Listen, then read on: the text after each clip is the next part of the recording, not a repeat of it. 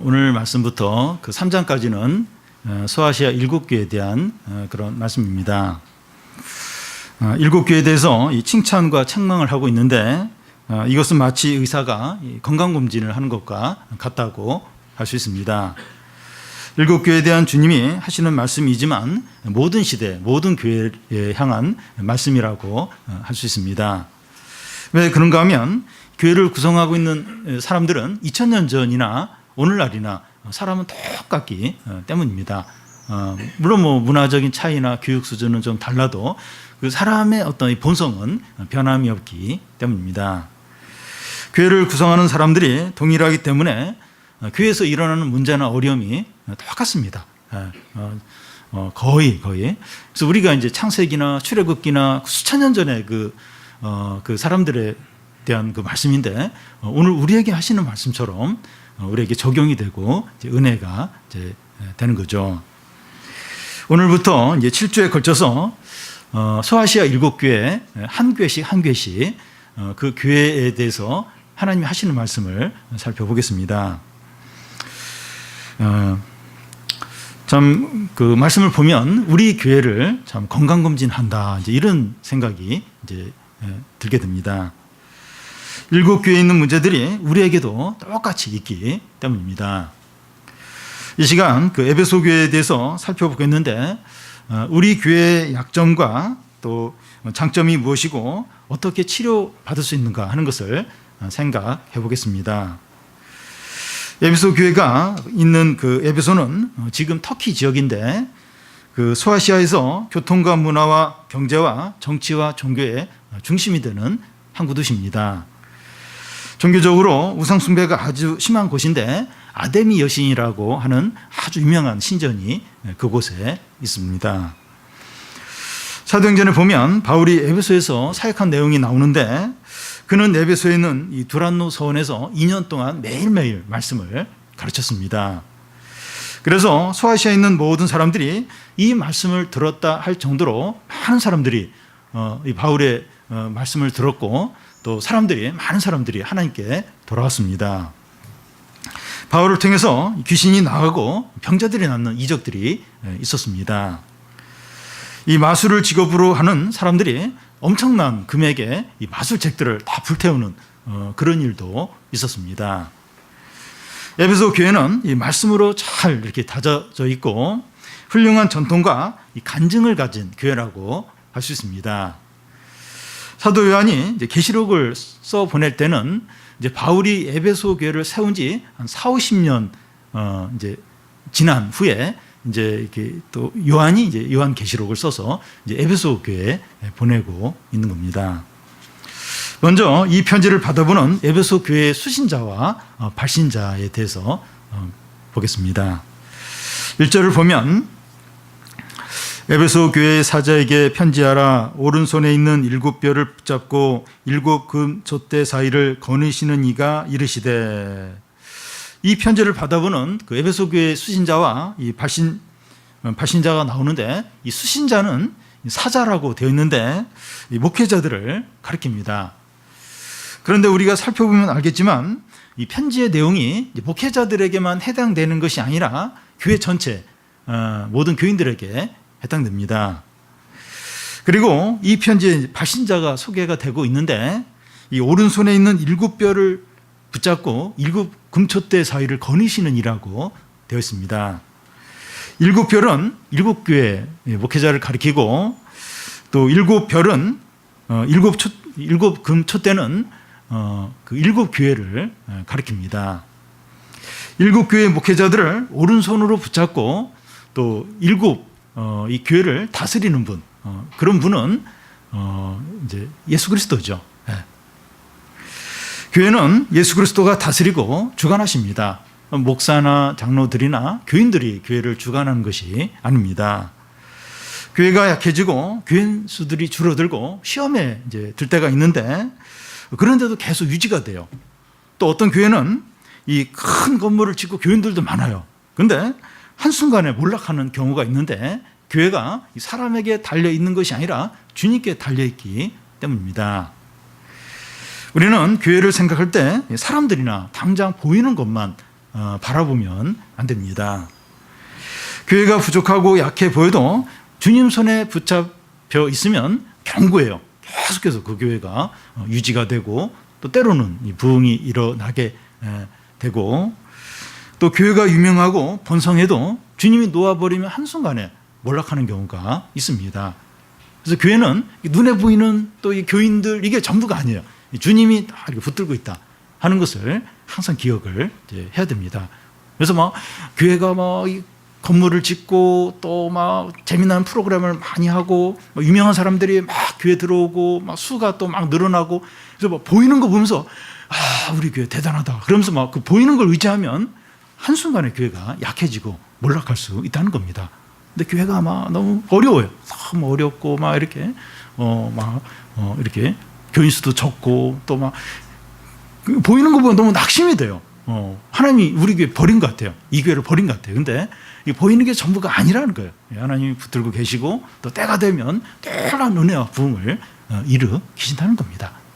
그래서 참 이 교회의 머리와 주인이 누구신가 이걸 항상 어떤 상황 가운데서라도 그걸 붙들고 어려울 때는 소망을 갖고 또 막 눈에 보이는 게 잘 될 때는 교만하지 않도록 해야 됩니다.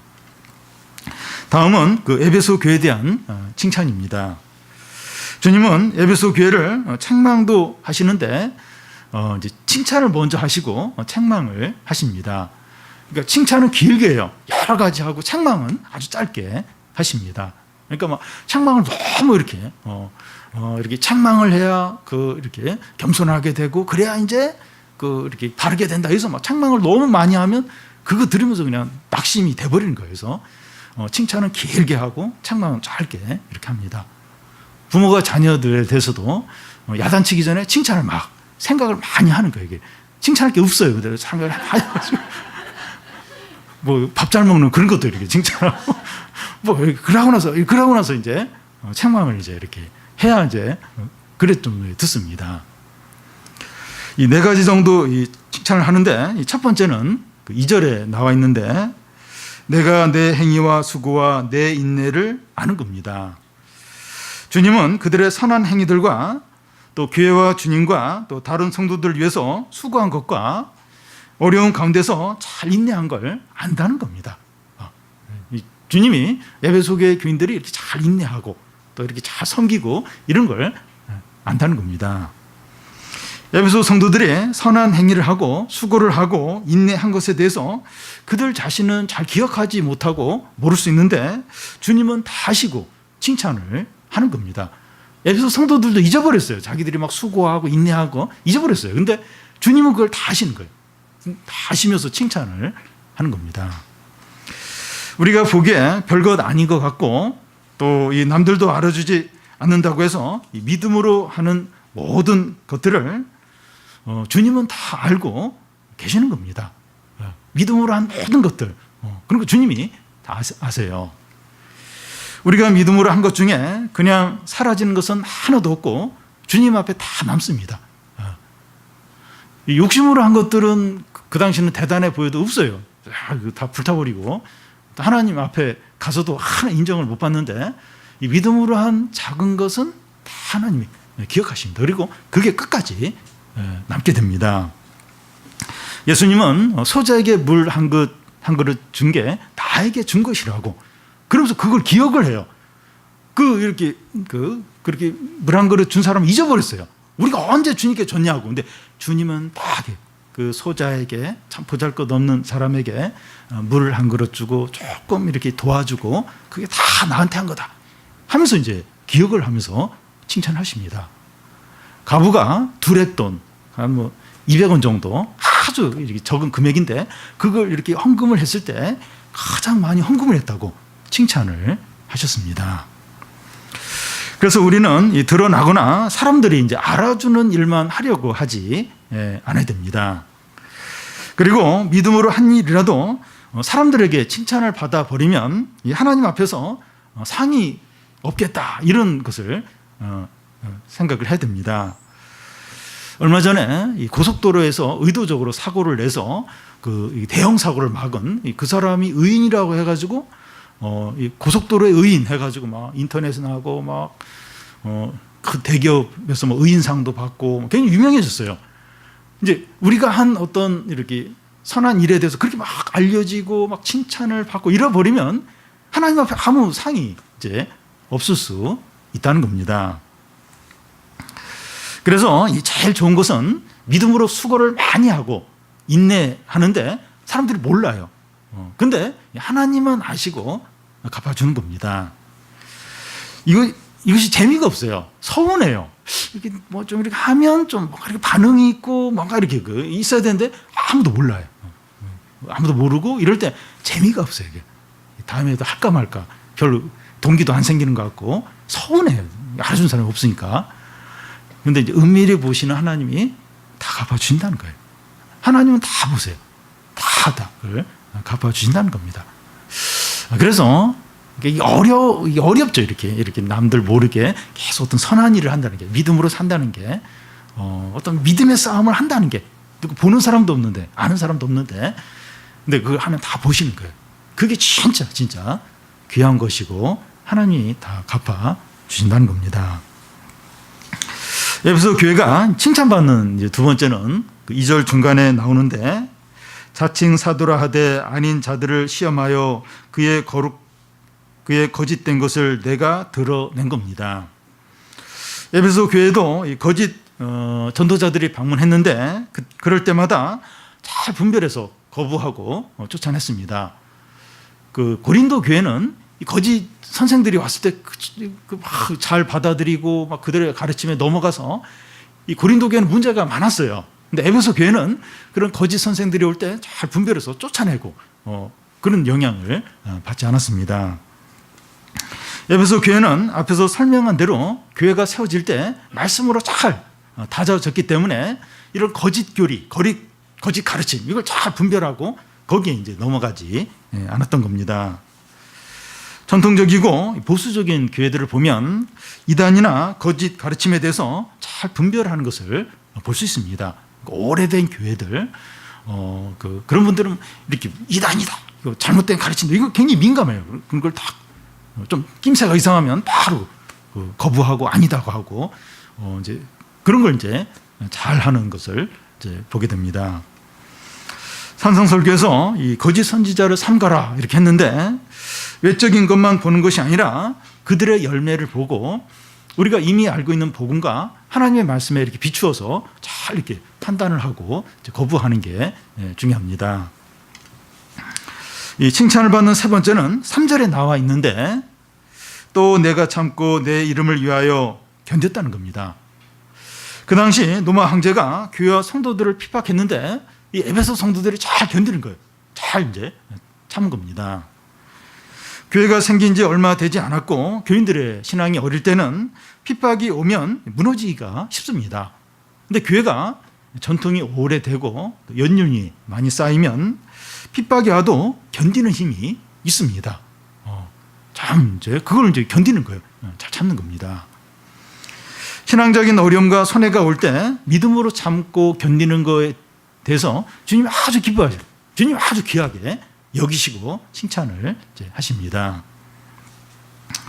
이 5월이 이제 가정의 달인데 이 중병을 앓고 있는 노부모를 잘 간병한 이런 사람이나 소년 가장들에 대해서 효자상, 효행상 이런 것을 이렇게 줍니다.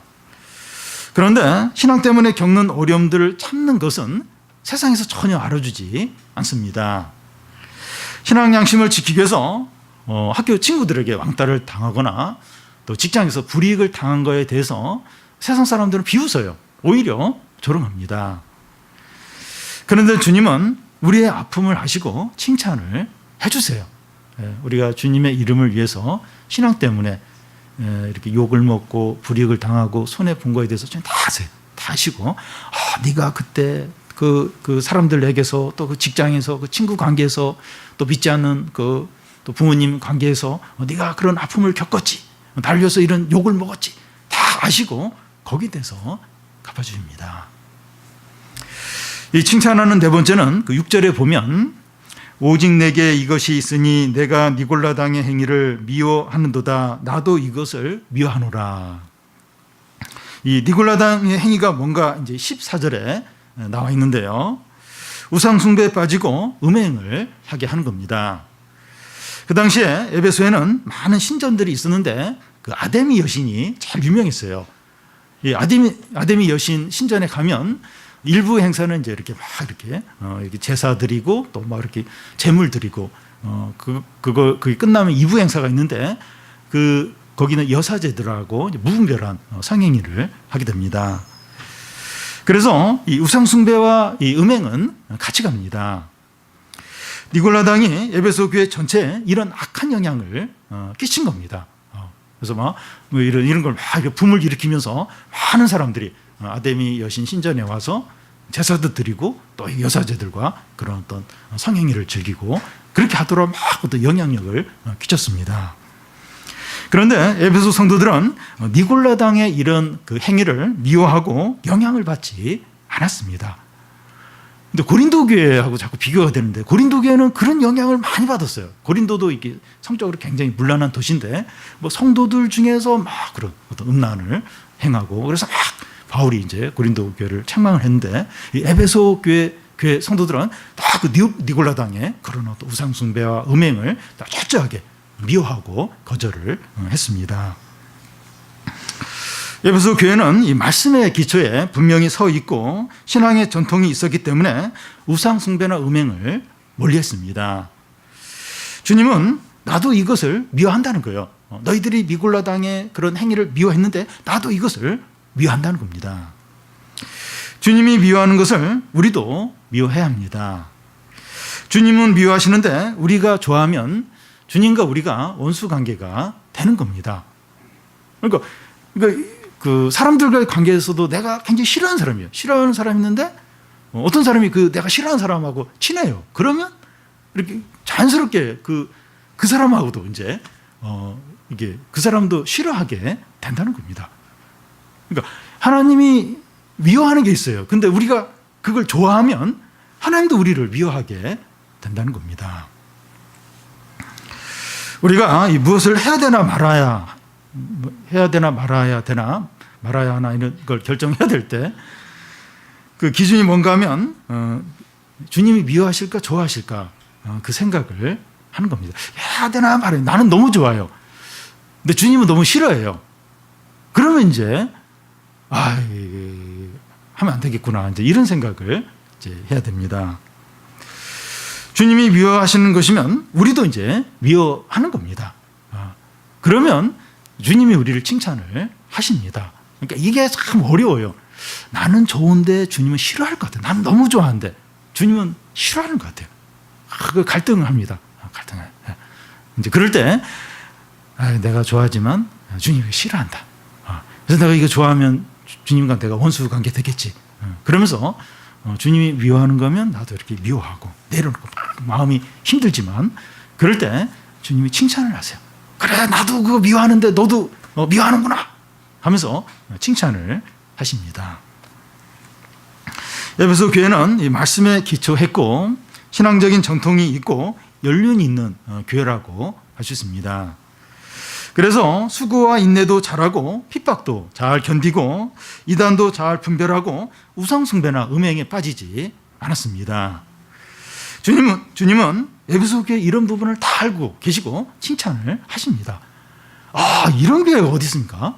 이렇게 잘 인내하고 또 이런 이단도 잘 이렇게 구별하고 또 음행도 빠지지 않고 우상숭배도 하지 않고 참 이런 교회가 드물죠. 너무 귀하죠.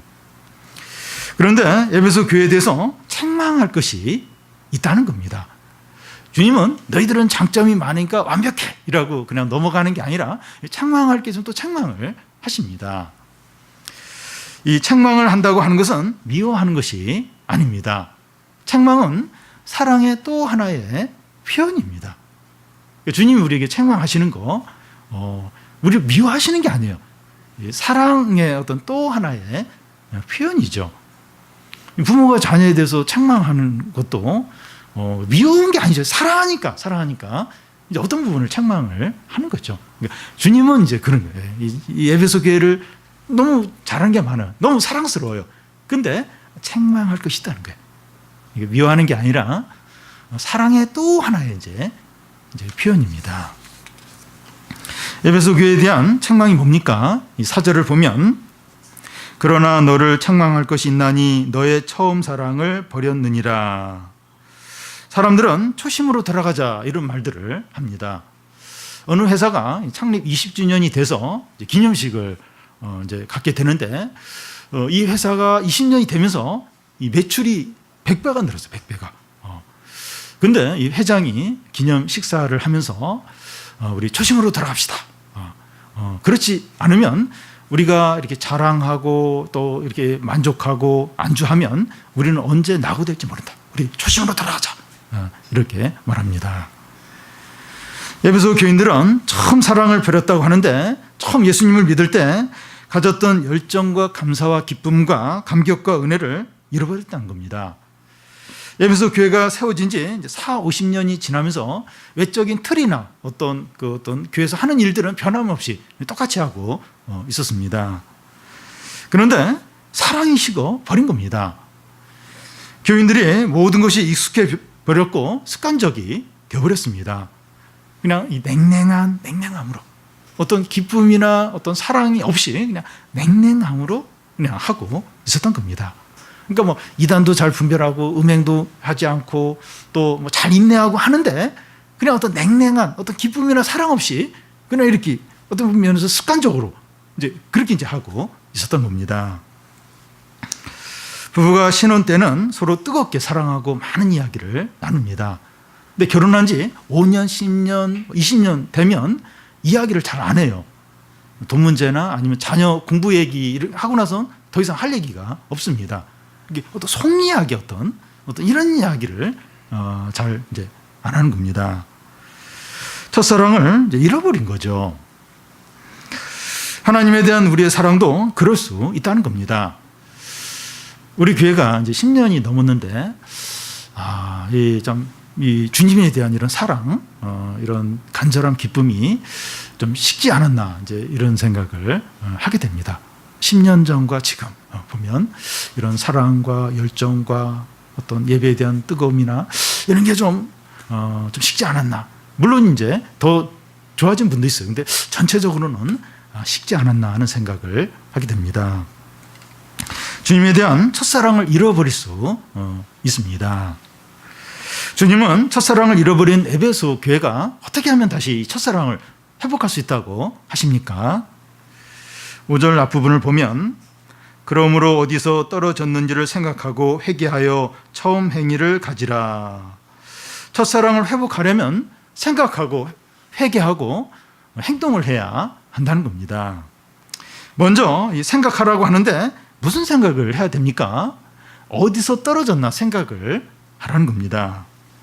이 떨어졌다고 하는 것은 타락한 것을 말합니다. 주님에 대한 첫사랑을 잃어버린 것은 뭐 그럴 수도 있는 거 아닌가 할 수 있는데 그게 아니라 타락한 거라는 겁니다.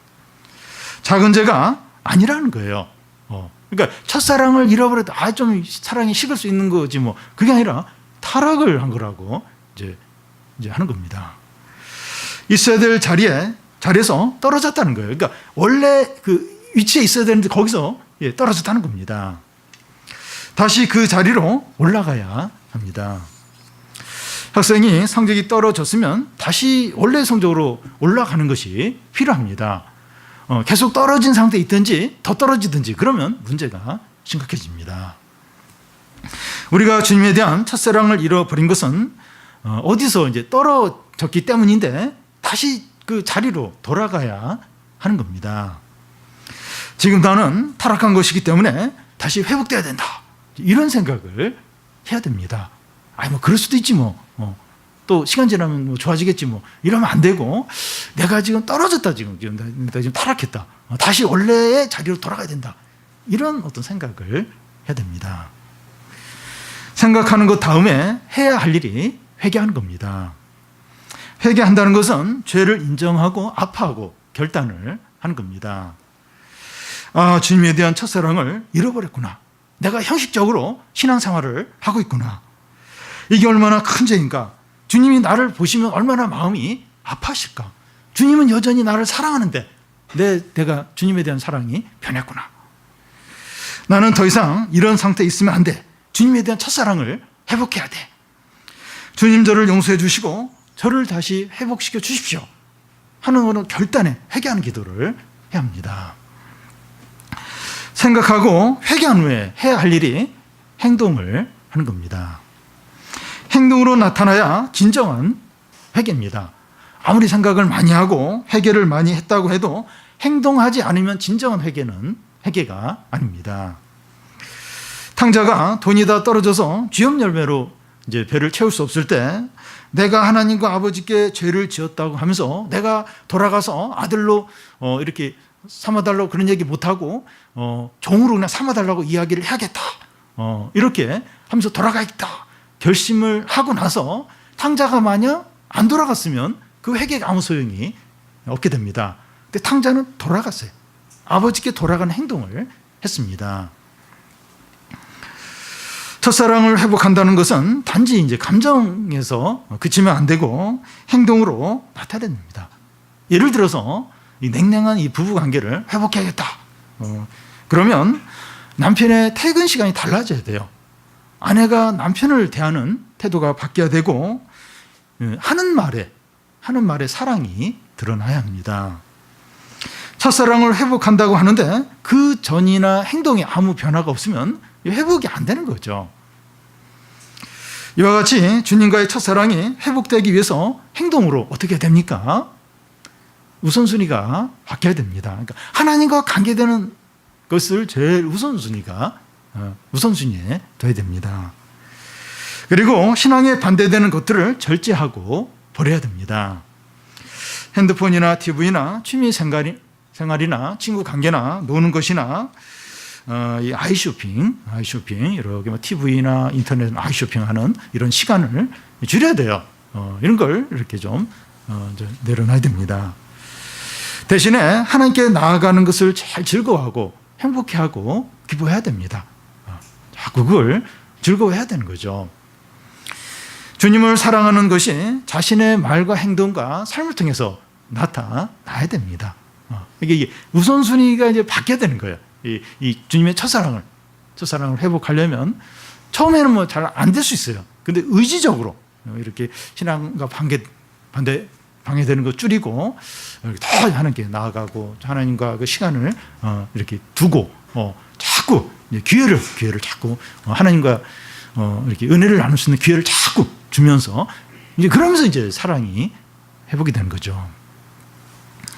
예배 시간은 주님에 대한 첫사랑을 회복하는 좋은 기회입니다. 텔레비 보면서 이렇게 영화 보면서 주님에 대한 사랑이 회복돼야 되는데 어려워요. 근데 이렇게 예배 드리고 개인적으로 성경을 읽고 기도하는 시간이 이 사랑을 회복하는 아주 좋은 이제 기회가 되죠.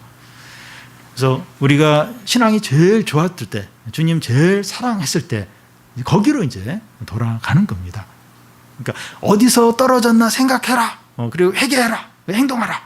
그러니까 제일 신앙이 좋았을 때, 하나님 제일 사랑했을 때 이제 그때로 이제 돌아가야 되는 거죠. 그때로.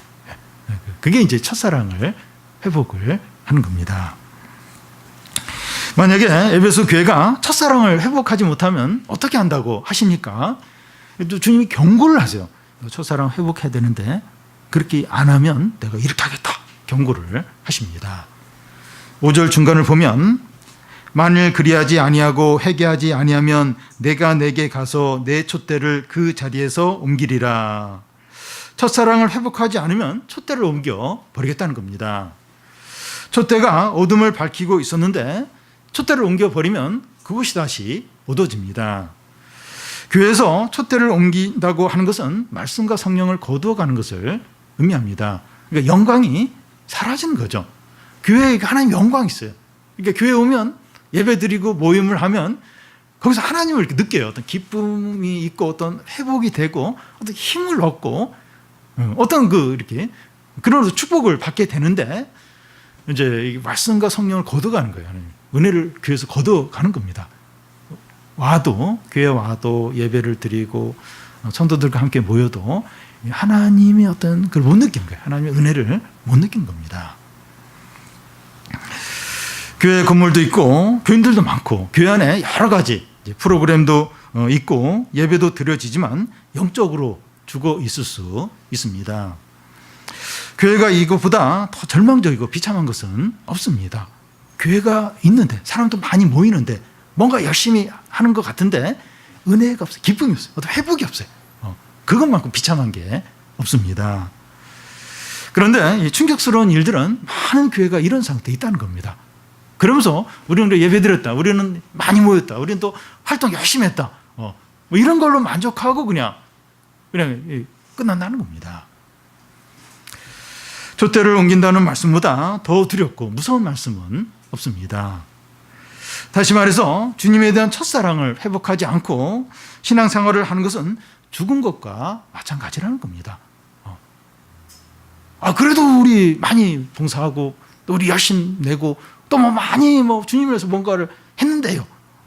또 이게 첫사랑이 회복이 안 된 가운데 많이 하는 건 그 모든 게 생명이 없는 죽은 거라는 겁니다. 수고하고 인내하고 핍박을 견디고 이단을 분별해내고 세상적인 죄를 짓지 않았다 해도 아무 소용이 없다는 겁니다. 얼마나 대단합니까? 이단을 다 이렇게 분별하고 인내하고 또 여러 세상의 음행 이런 죄도 안 짓고 이거 대단하죠. 근데 이 첫사랑이 회복이 안 되면 주님을 사랑하는 이게 없으면 아무 소용이 아무 의미가 없다는 겁니다. 고린도전서 13장에 사랑이 없으면 산을 옮길 만한 믿음이 있고 자기를 내어줘서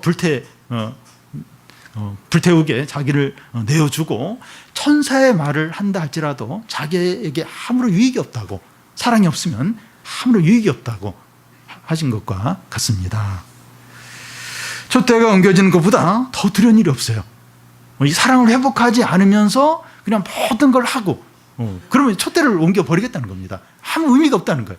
아무 의미가 없고 그냥 가장 비참하게 된다는 겁니다.